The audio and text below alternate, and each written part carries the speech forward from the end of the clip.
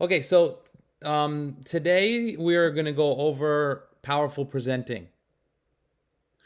And so we've sort of gone through the process now of the getting started process and learning how to prospect, which means find new people, how to create a contact list effectively, and then how to approach your contact list, invite people to take a look at USANA and learning a little bit of information.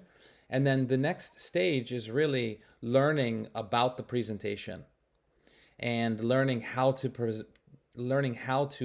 present effectively. So the next step will actually go through the health and freedom presentation so you can actually see what that presentation is and you can begin to learn how to actually deliver your own presentations. Because actually as a USANA associate, it's very important that you know how to deliver a health and freedom presentation. So a health and freedom presentation is a short presentation where you go over the company, so USANA as a company, and then the health side of things, so the products, why nutrition matters, where USANA where USANA is in terms of the holistic approach to health and wellness, and then also why in the 21st century network marketing is important, where direct selling is in today's landscape of business models, and how USANA is a vehicle that people can use to really create more financial freedom for themselves in the future, and then where STI fits in terms of the business model and how they can use our mentoring program to help them create what's important to them. So being able to have that as a conversation with someone is very important. And the way that you learn how to do that is by learning how to do the health and freedom presentation. So whether you're actually doing full presentations over Zoom or in person or with the newspaper that we have, it's very important that you know how to go through that process. Because if you can do a health and freedom presentation, which is basically, it's, if you think of it in terms of a dialogue or a conversation where you're actually guiding someone through what the opportunity is that we actually have for them. Once you can do that full presentation, it means that you are able to present to someone the entire package of what it is that we offer. And simply the ability to do that, it teaches you all of the fundamental things that you need to learn and know to be a basic kind of associate. So when it comes to each one of the areas, where it comes to the company and then the health and then the products and then the business and then digital marketing, all of those things, you can go much deeper in your understanding of each one of those areas, and then that's where expertise comes in. But knowing just the basics about each one of those categories is actually required for you to have conscious competence in terms of the ability to present the opportunity. So that's sort of why presenting is important.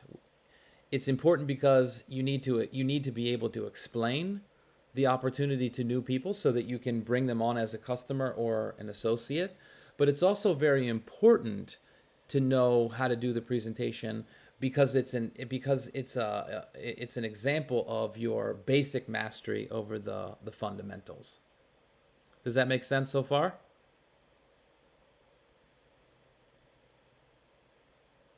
Yes. Okay, great. So that's a little bit about why presenting is important. Okay, and now we want to talk about the context. And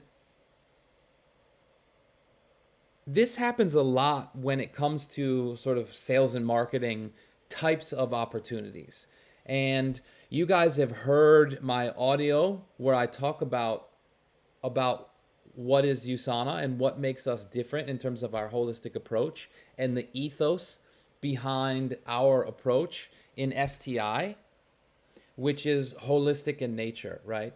And so you can approach something that might seem on the surface like sales from a different point of view, and you can turn the same actions and behavior into something totally different based on where you come from. Okay, so when you're trying to present something to someone, you can do it from trying to get them to do something, which is more like a sales oriented approach, or you can present it, or you can come from the place of service, which is where we want to be coming from. So if you look at the difference, one is it's a conversation that's created in a dialogue where the intention is that someone becomes present to a new possibility for themselves, right?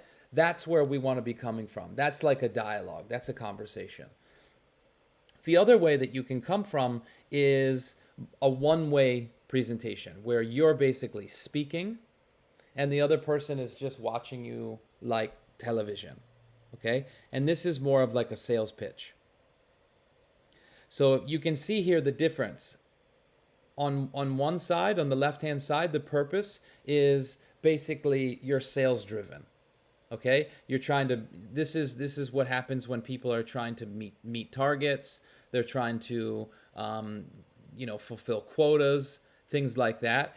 In your capacity in that model, you're basically a salesperson or you're an agent, right? And the tool that you use is the pitch that you have. And this is who you are in the presentation, right? Whereas where we want to be coming from, the purpose of the presentation itself is actually not to get a new customer or to get a new associate, right? You're not trying to get anybody to do anything. The purpose is actually to make possible the transformation or the changing of someone's life. And in that respect, it's not about you, right? You're simply a change agent or an operative for transformation or something like that, right? And the approach is not a sales pitch is something where all people get the same thing, right? These are the facts, these are the features, these are the benefits, and it doesn't matter whether you're a man, woman, whether you're 20, 50, whatever. Everybody gets the same pitch. And then the goal as a salesperson is it's all a numbers game, right? So the goal is you do the same pitch to 1,000 people and you just try to get as many numbers as possible. Whereas in our approach, it's personalized. So as you go through the prospecting process and the inviting process, as we've seen up until now, you form people, right? Family, occupation, recreation, and whatever their mission is. And you use that form process to get really clear about who that person is, what's important to them, what are the things that really, really matter to them, so that you can tailor make your presentation in a way where what we're offering at USANA fulfills what really matters to them and what's really important to them as a human being. Okay? So a lot of times the activities are the same, but where you're coming from is what makes the difference. So when it comes to a dialogue, that's like two people that are interacting, right? So it's not me speaking at you, it's us engaged in a conversation, and then something like a third thing emerges. Okay, so when you're having a productive sort of dialogue, the things that make it different are it's client-centered. Okay, so it's not actually about you. As a salesperson, you're actually coming from what's in it for me. You're trying to get a sale, right? Whereas when we're client-centered, we're focusing on what's important to the other person. Okay, versus being results-driven. So results-driven, it means you're trying to get them somewhere. Whereas what we're doing is client-centered. And then the other dichotomy that you see underneath of that is forward-looking and process-oriented. Okay, so In some of the training that you have in our STI training program, we talk about standing in the future fulfilled. And the idea about this is you get someone to visualize what they want for themselves in their life, and then you figure out where they are now. Okay, so you have where they want to go and you have where they are now, and then you make USANA the bridge between where they are and where they want to go. And if you can do that effectively and you can get someone to see into the future and see USANA as the vehicle that can help them make that bridge, now you have a new possibility where they see USANA as something that can help them fulfill on what's important to them. And in that process, you're going step by step and you're guiding someone through a series of exposures or engagements where you're going one step at a time, so that they can see not only what the destination is, but they can see what the GPS is, right? They can see the pathways in order to get there.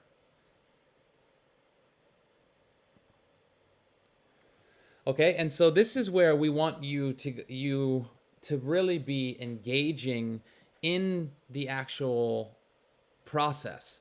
When even before you get to the presentation where you have someone in front of you, you want to be really practicing this back and forth with the people that are in your group. And the focus has got to be on asking questions and then active listening. These are two of the distinctions that are really important.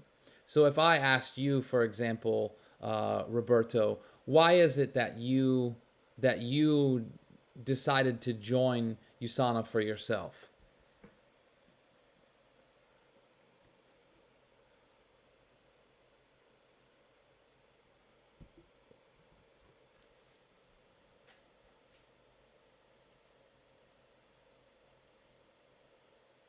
Can you guys hear me? Yes. Sorry, I was on mute. Okay. Yeah, I think it's basically because of two main points. One is linked to the lifestyle that I have. Mm-hmm. So I think USANA and the supplements integrates well in the lifestyle that I want to have. Uh-huh. And as I told you before, the second point was to achieve sort of little financial freedom. Mm-hmm. So where I can cover my basic expenses. So this would be the two main points for me. So can you say a little bit more about so you said that it was about the lifestyle, and you could see that the supplements really helped with the lifestyle that you have. What do you mean by that? Well, I think I feel more energized. Mm-hmm. There is more energy available, and I like to do a lot of things. I have long days, and I think it's one of the building blocks that I need to have in order to, it's eating well, sleeps, etc., exercise, and supplementation. Okay, so got it's it. part of a bigger package, I would say. Okay, so when you say lifestyle, you have a busy lifestyle. You like to be active, and you really felt like that the supplements would be able to, just for one example, give you more energy so that you can be more active in your lifestyle. Mm-hmm. Okay, and then you also saw that the opportunity to be able to cover at least cover your expenses with the USANA business would then give you a little bit more financial freedom. Exactly. Is that right? Correct. Okay. Mm-hmm. And then if you had more financial freedom, what do you see what do you see that making possible for you? I think it will make possible for me to have a more flexible lifestyle. Mm-hmm. Because I think I would be able to work more freely, in the sense that I can decide maybe more easily the location where I work and also the times.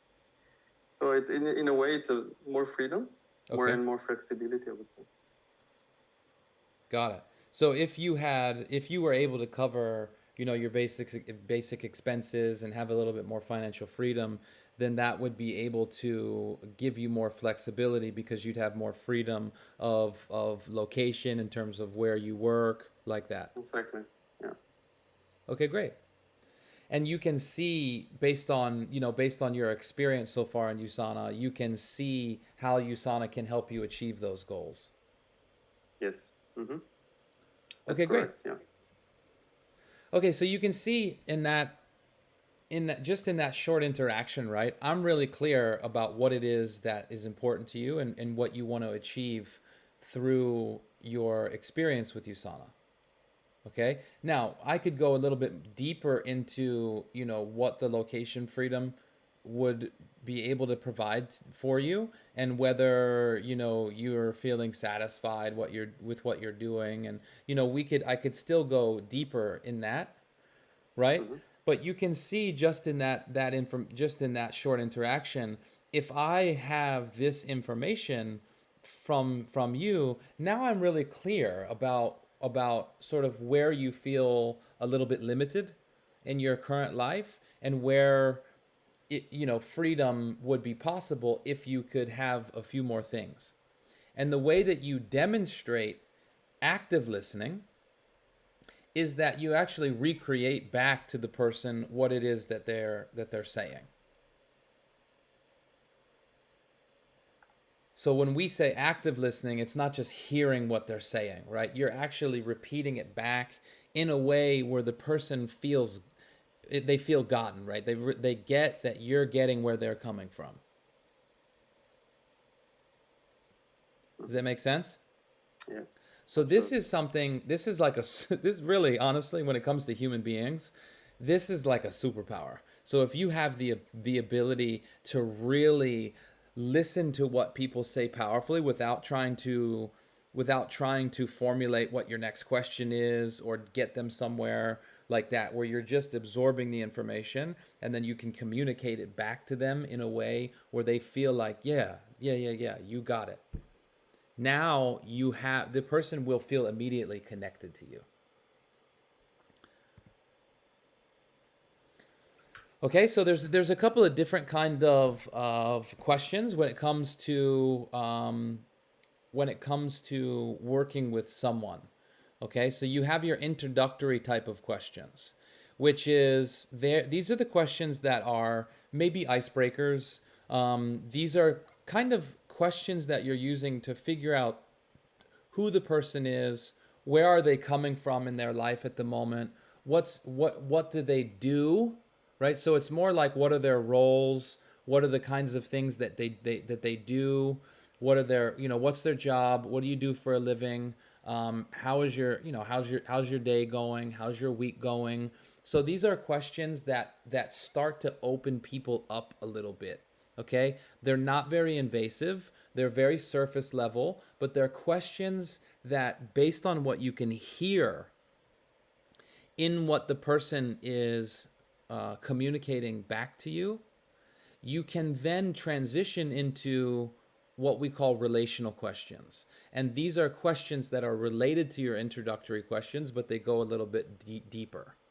Okay, so like in your example, you said that you would like a little bit more flexibility because that would give you a little bit more freedom. So that immediately, it immediately opens up for me that there's some way that your life occurs at the moment that might be a little bit inflexible or rigid, where there might be something else that you want for yourself. Right? So you can ask something like, you can see here it says, if you could change anything to change your life, what would you do? Or what would you like to change? Or would you like to change something in your life right now? Right? If so, what is it? So these are questions that you can use to go deeper. Does that make sense? Yes. So the questions are really the key, okay? The person who's asking the questions has all the power. So, in these interactions, you want to really be asking questions as much as possible. So through what we're going to call powerful questioning, Okay, this is where you demonstrate to the person that you actually care. Okay, so you don't want to just be like reading these questions off of a sheet of paper where the person just feels like you're trying to tick a box to get to something else, right? The powerful questioning is where you demonstrate that you actually care about the other person and you have a genuine interest in getting to know who they are. Okay, this is something that creates very strong connection. Okay, and then the other thing is active listening. And so, like we said before, this is how you make the client feel that not only are you interested in who they are, but you're listening to them as a human being, and it makes them feel valued and like they are actually important to you. And what they're saying is important to you. Okay, so if you have a conversation with someone and the result of that conversation is that you feel like they actually care about you and what matters to you is important to that other person, you are automatically going to feel more drawn and connected to that person. Okay, so it's very important that you learn how to do this from a skill standpoint, and then also develop the desire to be able to do this genuinely as a human being, right? So it's not just a means to an end. This is not a strategy that you're using to get someone to do something, which is possible, but you start to really develop the desire to get to know other people and to really get inside of their world and begin to see the world through their point of view. Is that clear? Mm-hmm. Okay, and this is really the powerful questions, okay? They're open-ended, which means they're not yes or no questions. These are questions that when you ask someone an open-ended question, they literally have to go back into their mind and they have to start thinking and formulating what is it they actually believe about something, okay? And when you do that, this is something that actually creates awareness in the other person's mind. Okay, when you actually get them to go into their mind and think about, oh, what is important to me? What are the goals that I have? What you're going to find out is, generally speaking, when you meet new people, they don't think about what they're doing in a week or a month, in a year. They don't think about what's important to them. They're just going about their day-to-day life, living out their values and what's important to them. But they're never ever stopped to reflect on what is important to me. And a lot of times, if you get someone to look at what they do every day, the types of activities that they're engaged in, the type of people that they're spending their time with, if they were to actually look at their life through the lens of what's actually important to them, they might actually see that what they're doing in their life is not aligned with what is actually important to them. And if you can get them to do that, then you can start getting them to shift their mindset around things. You can get them to start making changes about what they're listening to, what they're reading, the people that they're spending time with. You can get them to change their behavior by changing the way that what they're doing, occurs to them or shows up for them. And you can get them to start exploring new possibilities for themselves in their lives when you start activating these different parts of their brain. Okay? And oftentimes, just as an example, if you ask somebody what's going well, this is like a question that they're not used to answering. Usually, if you ask people what's going on, they will launch into a diatribe about all the things that aren't working, how overwhelmed that they are, the things that are like people. What's on the front of our mind and then on the tip of our tongue all the time are the complaints that we have, the things that we're dealing with, what's not going well, and because of the way that our brain is set up evolutionarily, we focus on what's not working in our lives as a default, and focusing on solutions and focusing on what's going well and focusing on what we want and the possibilities in our lives. This is actually a skill and a mindset or a way of thinking that has to be cultivated. And as a coach, or when you're working with someone, it's these powerful questions that you can use to get people thinking differently and exploring new mindsets. And this is where you start opening up the possibility for transformation with someone, is building their, getting them to think differently. And it's very important. You can see on the right-hand side there where it says non-judgmental. It's very important that your questions occur to someone not as an interview or probing where you're trying to move them somewhere, but they're genuine non-judgmental questions that create a safe space or an open space to get someone to explore something. If you ask someone a question where they feel like they're being interrogated, then actually the part of their mind that is creative and is open to possibilities will shut down, and their critical brain will turn on, and they'll start trying to figure out what your strategy is. So they start becoming strategy oriented because they're feeling your strategy orientation. So it creates this sort of reciprocal kind of strategy type of engagement where possibility is shut down. And basically because you've activated their ego. So here's 10 tips for active listening, okay? The first thing is stay present.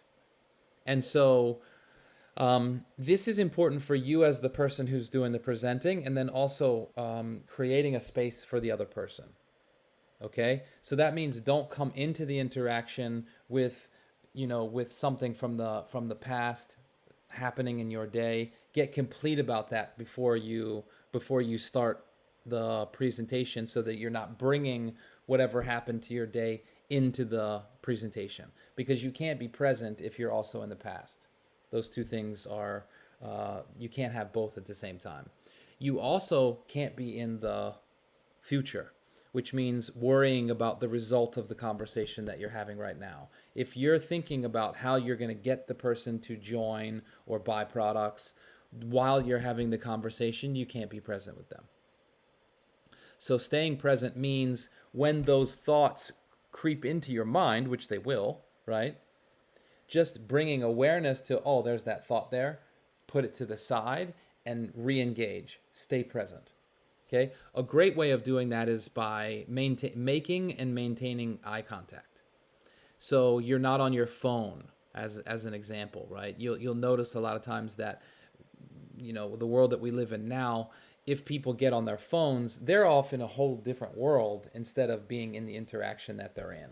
So making eye contact is a really great way of staying engaged with that person.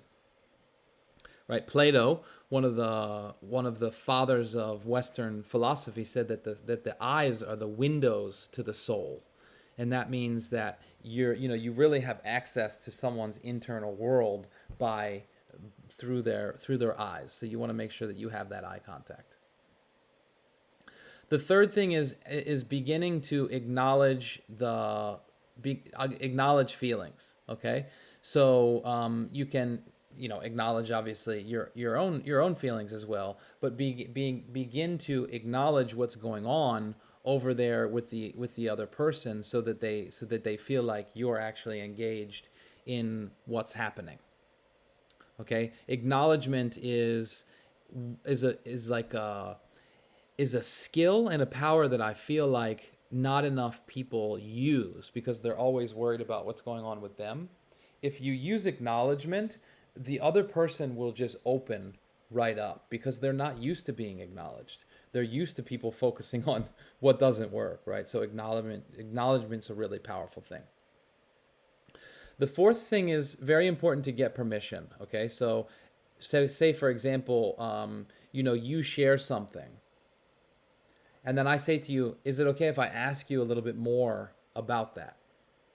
Right? Because if you just ask somebody without getting permission to work with them or coach them, then immediately, generally what happens is they'll become defensive and they'll shut down.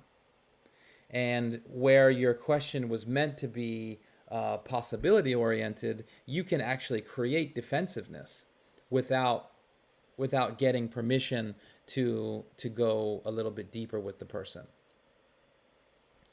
Another great way is to ask clarification questions. So say, for example, like you said about the supplements and about lifestyle. I was unclear about what you meant by lifestyle. So instead of just assuming what I think you mean by that, I can actually say, when you say lifestyle, can you clarify a little bit for me what it is that you mean by that? Or I can share, what I think you mean by that is this. Is that right? So gaining clarification is really important, because unconsciously and always we are automatically assuming all the time what we think people mean by the words that they use. That's just the way that our brain works. So it's very important that you get clarification on what people are actually saying, because most of the time you're making up what you think they mean, and you're actually either wrong about what they're saying, or you're close to what they're meaning, but you're adding something or you're missing something that's important in terms of the meaning that they're sharing. And then obviously we talked about restating or paraphrasing back to them what they said, taking in all the information, both verbal and nonverbal. Okay, so paying attention to people's body language, paying attention to what's going on in their eyes, their mouth. Are they rolling their eyes? Are they, have their eyes glazed over, meaning they've sort of switched off? All of these things are very important to understand where, what's going on with the other person.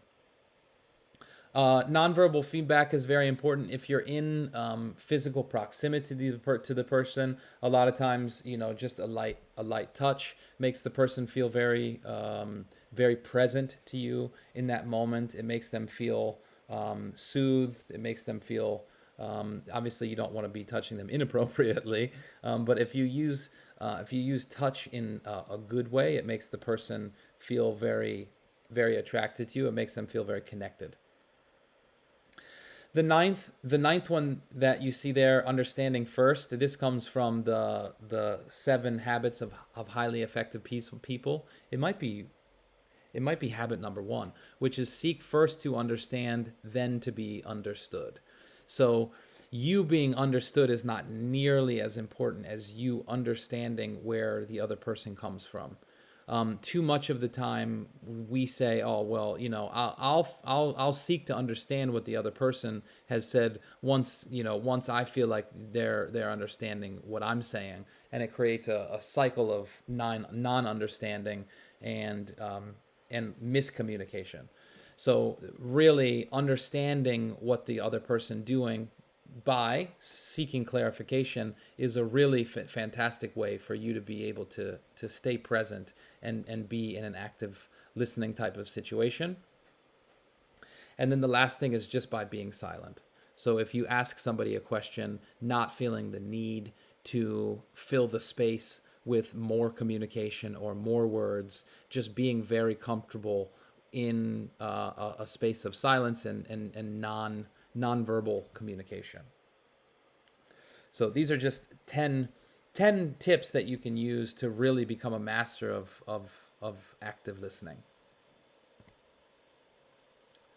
So in terms of the dialogue process, okay, and the presenting process, okay, here we're going to call presenting the dialogue that you're having with someone, because it doesn't necessarily have to be a formal presentation. You want to go through a series of steps, which is basically connecting with the other person, then setting the agenda, which is creating the expectations for the interaction and beyond. Clarifying the dream for the other person, which is, obviously getting really clear about what it is that's important to them, what they want, and then personalizing the solution based on what the other person has said that they want. Okay, you cannot give someone a personalized solution unless you've gone through the process of getting really clear about what it is that they desire. Okay, and then the last part of the interaction is guiding the person to making a decision in whatever conversation that you're having, or getting them to elicit some sort of behavior, take some sort of action. That's all part of the guiding someone to a decision or the closing process. Okay, so the first step, we've sort of gone over this, okay? This is your introductory questions. These are your relational questions. So before you get into doing an actual formal presentation with someone, you have to make sure that that connection and then that relationship is already built. If you start going into facts and figures and features and benefits, if you start talking about USANA before you've built that connection, you've missed a huge opportunity before you've even started. So you want to make sure that you're connecting with the person that you're in communication with before you even begin. Okay, a lot of times if you go to in live presentations, events, personal development seminars, things like that, a lot of times they'll have a situation where you can meet the speaker first. The person will walk around, introduce themselves to people. They'll create that background of connection before they actually begin. So make sure that you spend time building that connection. The next thing is you want to make sure that you set the agenda both in a time sense. Okay, so make sure you clear the time with the other person. You let them know, this is going to be an hour or 2 hours. Make sure that they have that time frame built in. And then also what's important to them. Okay, so a lot of times the question that we like to ask people is, are you interested in the health side of things? Learning about USANA's products and the health in order to get healthier? Are you interested in the business side of things, or both, right? Are you interested in both of them? And it's very, very important that you figure out what are the things that are most important to them, their health, their financial situation, or the time freedom. Time is becoming a much more important phenomenon these days when you're talking to people, so that you know how to tailor the conversation, okay? If somebody is a health practitioner and they're open to the idea of USANA being something that they plug into their business, but only if the health side of things is aligned with their values, you want to make sure that the conversation that you're having is following that process. Whereas if you have someone who health is a value for them, but at the moment they're really looking for a vehicle that they can build a business online, obviously in a global crisis, a lot of people are desperately looking for opportunities that they can use where they can work from home, they can build a side business online to help give them more freedom. And the fact that it's in the health industry, which is also a big value, is a plus for them, but their main focus is on the opportunity. It's very important that you know that from the very beginning so that you can tailor make the conversation based on what they want. So setting the stage is another way of thinking about it, is important from the very beginning so that you know where you're going, the other person knows where you're going, and you have that sort of GPS in the beginning so that the roadmap of where you're going is blocked out. Okay, I think in the discovery call, one of the things that you have been learning or will be learning is that you let people know, for example, in the discovery call in the very beginning, what the whole process is going to look like over the next week or 2 weeks as you're presenting more and more about USANA, and that at the end, if they like what they see, they can make a decision to work with us. And you're sort of casting the vision about where you're going from the very beginning, so that the person can see you're not in a hurry, you're not going to push them to do anything, and they can kind of see in the beginning where they're going. It's very important for people, because in the back of their mind, if they're thinking, where are we going, they can't be present with you. Okay, so again, it's very important to set the agenda so you can be present in the moment, and your prospect or your guest can also be present. The third step is getting really clear with the other person about what's important to them. Okay, so you can see here that DREAM is an acronym. Okay, so the first thing is, what is the desired outcome? What is it that they really, really want in their life at the moment? Versus the R, which is the reality, right? Where do they want to be, and where are they where are they in reality at the moment. Okay, so someone might want financial freedom, they might want to be healthier and have more vibrance and more energy, but in reality, they're trapped in a job, they're feeling unfulfilled, their energy, they're having adrenal fatigue, and it's very important that you get clear about both of those things. Okay, not to make them feel bad, but so that you can get clear about where they want to go and where they are at the moment. And based on where they want to go and where they are, you can begin to explore possibilities and opportunities to help bridge that gap. Okay, that bridge is important. We'll always come back to that. And when we say the association, that's what we mean. We want them to see USANA. We want them to associate USANA with the vehicle that can help them over that bridge. Okay, so beginning to explore means you ask them more of those exploratory questions. Okay, great. So what you're saying is that you'd like to have more financial freedom, but at the moment, your job is keeping you really trapped, working a lot of hours and not really fulfilled. Let's explore that a little bit. Like, what would it look like, or what would it be like for you if your job was more fulfilling for you and you had more flexibility, right? You're getting them to now think about possibilities. You're getting them to think about not, being stuck in the rigid way that it is, but how could it possibly be? And then you make that association between USANA and the possibilities that you're exploring, and then the M is moving forward. What are the actions that they can take to make their dream become a reality.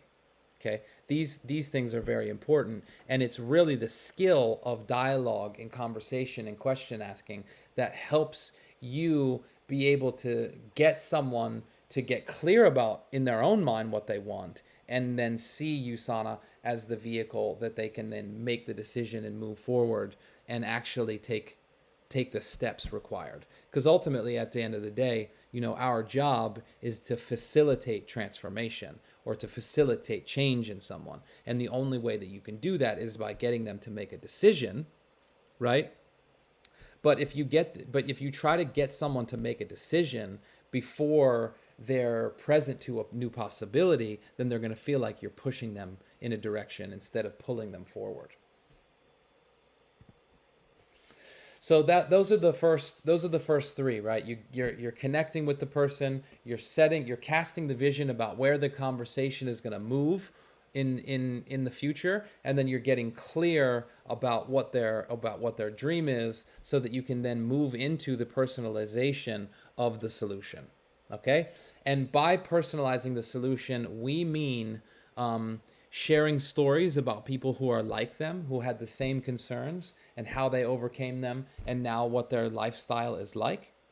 Okay? So we have a whole library of stories from people from all walks of life who had different dreams and then overcame different obstacles in order to, be in the situation where they are now. And so that's a really powerful tool that you can use, is stories. So your story, and then also the people that you work with. And then we have a YouTube, what are they called? A YouTube playlist called Real People, Real Stories, where there's about 50 examples of people who are lawyers, teachers. We have bankers. We have professional athletes. We have stay-at-home moms, janitors, nurses. So we have literally people from all walks of life sharing about what their life was like, the challenges that they have, why they chose to join USANA, and then what their life is like now. You can use these as a tool to really get people connected to that it is possible for them. Because remember, the three concerns that people always have is, does it work? Can I do it personally? And will you help me? So you can use stories to be able to answer those questions for people. And then you also want to make sure that you're using the presenting tools, okay? And so those are the videos that we have that you've already seen so far. You've been working with those. These are very powerful third-party presentation tools because it takes the focus off of you and it puts it onto a third-party tool so that the person doesn't think that they need to be able to be an expert in order to get started and have success in the business. Okay, so you want to also tailor make the presentation tools that you're using based on the other person, who they are, and what their dreams are. Okay, so you're going to use different tools based on the person. Okay, you don't want to use the same person with the same people, or sorry, the same tools with the same people, with different people, because it won't be a fit, right? It's like trying to hammer in a nail with a screwdriver. Okay, that would be a very bad idea. So you want to make sure you're using the right tools based on what your need is. Okay, and then this is just very, very quickly how storytelling affects the brain. Okay, so this is sort of the neuroscience of storytelling. So you can see in the top left-hand corner there where it says neural coupling. And this is really about how stories activate very particular parts of your brain that allows the listener to turn the other person's story into their own idea, their own reality. Okay, so coupling means they take what they're hearing and they filter it through their own experience. This is why a lot of personal development seminars and people sharing is so powerful for people, because they also they hear themselves inside of the story of the other person, so it becomes their idea. If you're just telling someone something about how amazing USANA is, or about different things, when it's your idea, people's brains will automatically be skeptical and start rejecting what you're saying. But if you do it through the art of storytelling, and then it becomes actually their idea, and you don't have to tell them anything because they come up with it on their own. Mirroring has to do with, they call them mirror neurons in the brain. So listeners not only experience the similar brain activity of other people that are around them, but also to the person who's speaking. So mirror neurons are present in monkeys and humans, in all animals that have brains. We've seen these mirror neurons in the brain, where if other people are starting to feel excited, they're starting to move certain ways, our body and our brain will literally start involuntarily moving and having the same sort of experiences, because we mirror what's going on with other people. Unless you're a sociopath and you don't have the capacity for empathy, all brains work this way. Another thing is dopamine, which is the sort of getting emotionally connected with what's happening.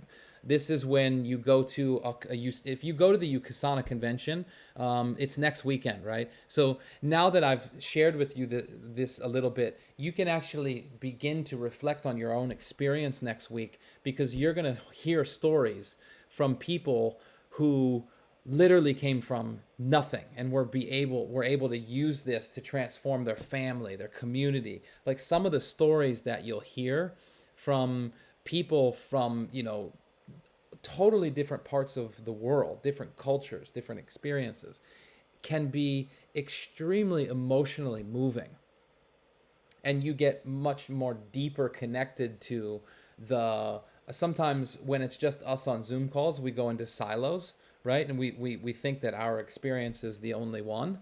And we forget that how rich the tapestry of the world is in terms of different people's experiences. And we don't get that sort of emotional connection.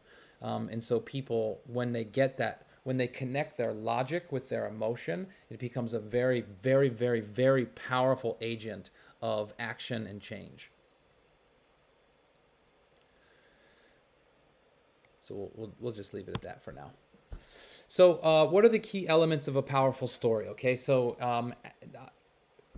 we will get into storytelling later on in this process, but your story is something that's extremely important. Okay, so obviously, you guys have come from a particular kind of personal development, different training, where we actually teach people to begin in the middle of a story and make sure that it's very vivid, so that people, as you're telling your story, Okay? People literally experience the story that you're telling from inside of your story, right? So if I say to you, there I am in a diner, it's a Tuesday night at like 12:30, it's raining outside. I'm sitting in the diner all by myself. My eggs come to the plate, they come to the table, and all I can think about in that moment is the opportunity that I just missed. Right? So this is like you're setting the scene of the story that you're telling in a very powerful way, because our brains think in images. We think in stories. We have mental movies happening all the time. And if you become very, very good at telling stories in a way where it activates people's mental movies and they start living the story that you're telling, then this is a very powerful way of getting them connected to what you're doing. And you always want to include an obstacle or a conflict or something that has happened in your life, and the strategies and the things that you did to be able to overcome those circumstances and those conflicts that changed your life forever. And in these moments where you make a decision that changes your future, it creates a transformation in your life. And when other people can hear themselves in your communication, they feel like change and transformation is something that is also possible for them.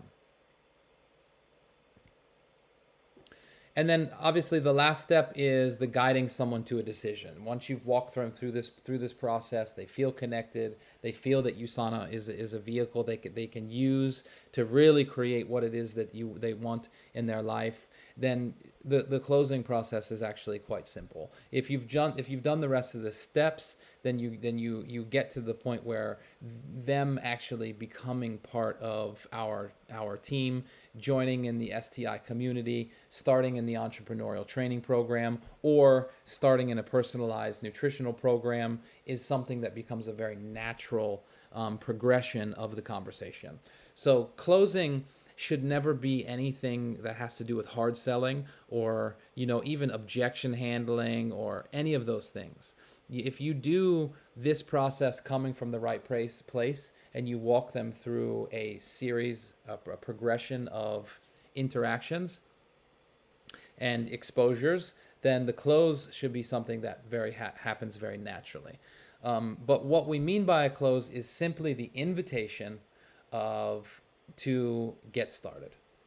So I could say, Roberto, what I've learned about you so far is that health is something that's really important to you. You're a busy guy. You have a lot going on. You'd love more energy and stamina and vitality in your life. You've already told me that you feel like the supplements can really fill that need in your life. I happen to know that, at the moment you'd love to have more flexibility, more location independence, more time freedom to give you more of that kind of lifestyle in your life. And you have shared with me that you've seen that USANA can really give that to you. Are you prepared to go ahead and get started right now? We can start you in the training program. Very, very simply, an invitation to make a decision based on the possibility that they already see for themselves. So it's important that you frame it in that way where you recreate for them what it is that you've learned about them and what they've shared with you, that USANA could be a fit for them, and ask them, is there any, would you like to get started now? That's really the extent of the closing process for us. Sometimes, you're going to have to deal with circumstances in people's life, and that's obviously totally fine. Carmen Marshall's one of my real heroes in terms of network marketing. She's been a mentor for me and Alessandro and my wife over the last year or so, and she talks about this idea of exploding the bomb up front, which is building in the objections that people generally have that they will share with you during the closing process in the beginning. So in your story, for example, if you talk about how you had a financial issue and you overcame it, how you overcame it, or other people that you've known that have had financial issues and how they overcame it, like that. If you build a lot of the frequent objections into your story, like for me, when I first started in USANA, I owned, 3 businesses and was extremely busy. I wasn't looking for another opportunity.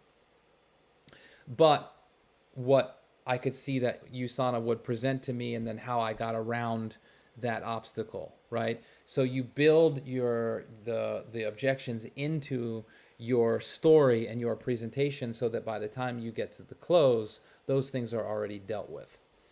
And Carmen says, you either explode the bomb up front, which means you answer their objections in your story and in the presentation, or they will explode the bomb on you at the end during the closing process, where you're feeling good, you got everything, you invite them to, to get started now, and then they tell you, I don't have any money, or I don't have any time, or, they explode the bomb on you at the end. The best way to get over that is by exploding the bomb on them in the beginning, and objection handling from the very beginning.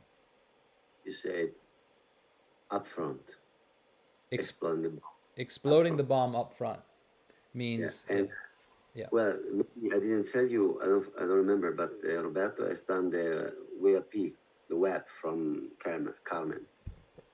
Fantastic.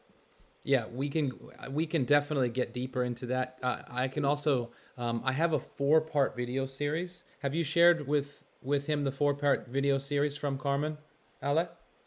I don't think so, because he have still the rackets, don't have time, so I have to go slow on him. Okay, no problem. So we actually have a 4-part video series where they're about 20 minutes long. And Carmen, just so you know, she's a 2 or 3 star diamond director in USANA, one of the most successful USANA associates of all time, extremely skilled network marketer, and now transitioned into a trainer and mentor. And she has a 4-part series where she goes over inviting, presenting, following up, and closing in what she calls a soulful way, which is actually the way that we're talking about, where you're coming from a different place. And so you can actually go through those 4 videos, and it'll cover some of the stuff that we've talked about today. But it's how to take someone from the approach to the close in a really relaxed and what she calls a soulful kind of way, which is coming from a good intention.